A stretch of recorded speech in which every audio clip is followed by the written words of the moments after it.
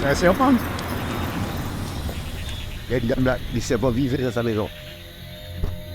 Ça se cache partout et puis ça attaque. Il est peut-être passé à côté, mais on l'a pas vu. Je sais pas, mais il doit y avoir quelqu'un qui a dû emmener un serpent. C'est une bête qui est nuisible et qui n'apporte rien, c'est une côte. Et après, mon père m'a toujours appris jamais tuer les serpents. Le soir, ils sont là posés, mais ils ne tuent rien, ils ne sont pas agressifs. Les gens ne veulent pas me croire que j'étais guéri par un serpent.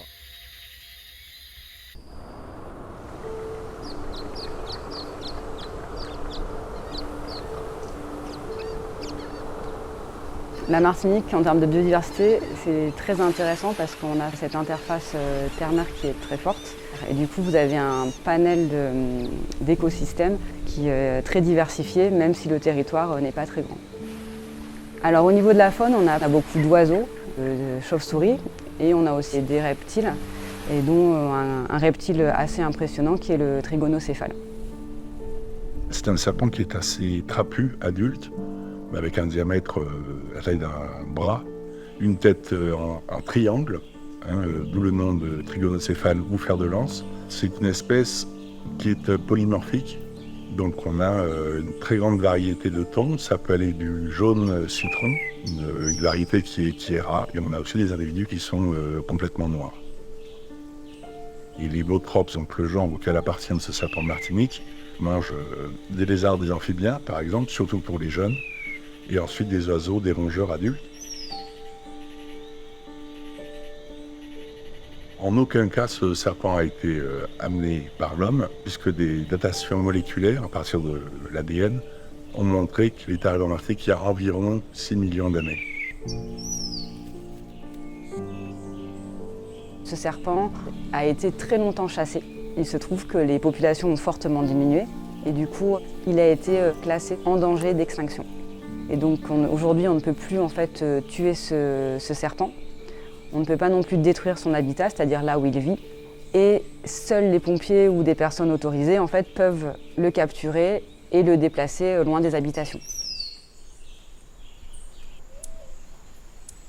Le serpent, c'est des protecteurs de forêt. Son travail, je dirais, c'est le policier de la forêt. C'est lui qui gère surtout les petits mammifères comme les rats, les souris. Alors c'est vrai, ils débordent quand ils viennent près des habitations, surtout parce qu'il y a des rongeurs. Ils peuvent prendre cette maison-là pour s'abriter.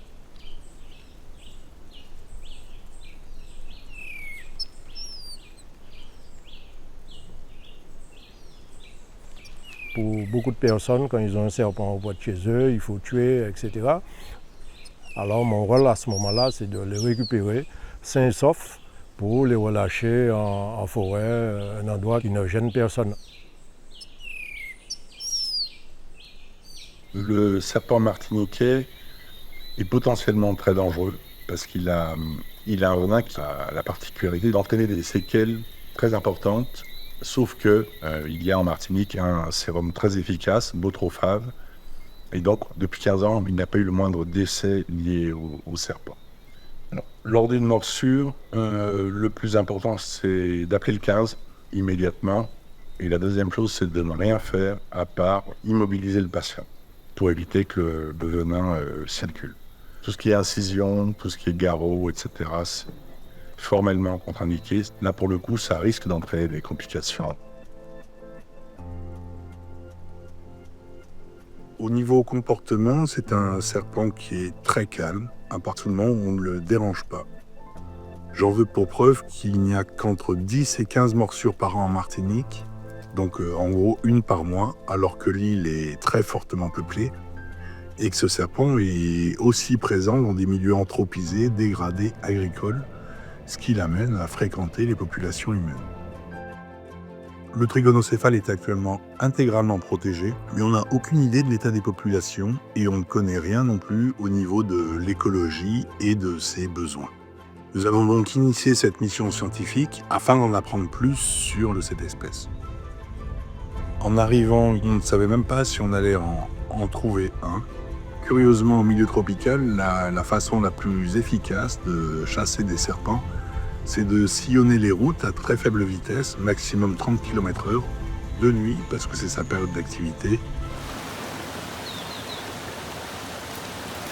On a aussi prospecté 2 jours dans les ravines, puisqu'ils ont besoin d'humidité.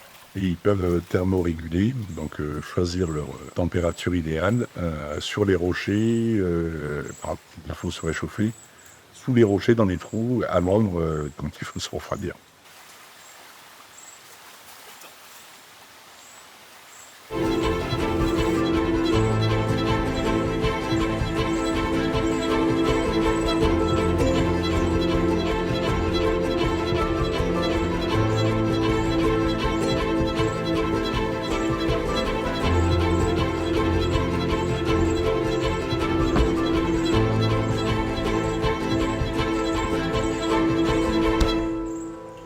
On a eu l'heureuse surprise en 2 semaines d'en trouver pratiquement un par jour.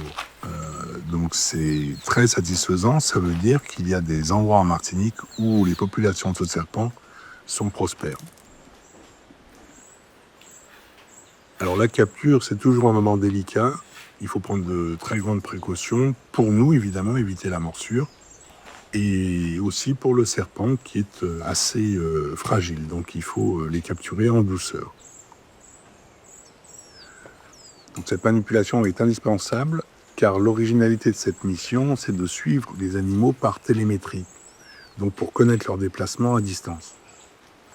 Pour cela, on leur fixe des petits émetteurs, ça peut être VHF ou GPS, qui pèsent au maximum 3 grammes, donc ça ne perturbe aucunement les fonctions vitales de ce serpent. Tout ce qui touche à l'animal, on le met avec de la colle chirurgicale. Alors évidemment, il y a un risque de décollement, de pète des émetteurs, mais au moins le bien-être de l'animal est respecté au maximum.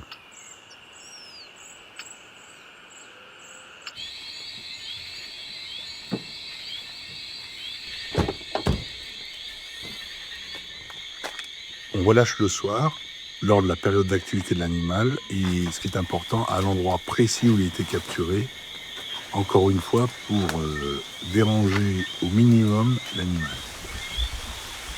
On va le mettre sur une des pentes là. Ouais.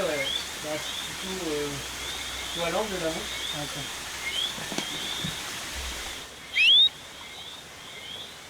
Alors une fois que les émetteurs sont posés, des scientifiques et des bénévoles sur le terrain martiniquais vont suivre les animaux marqués de façon très régulière, au mieux quotidiennement, ce qui nous donnera des informations précieuses et originales sur leur mode de vie, l'espace utilisé et la manière dont ils utilisent leur habitat.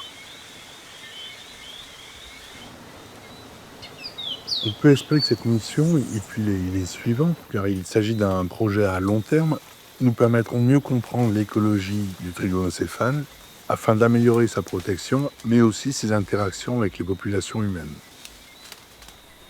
Bien sûr, cohabiter avec un tel animal peut présenter un certain risque qui ne pourra jamais être complètement éliminé, ce qui nous amène à nous questionner sur la place que nous souhaitons laisser au monde sauvage dans nos sociétés.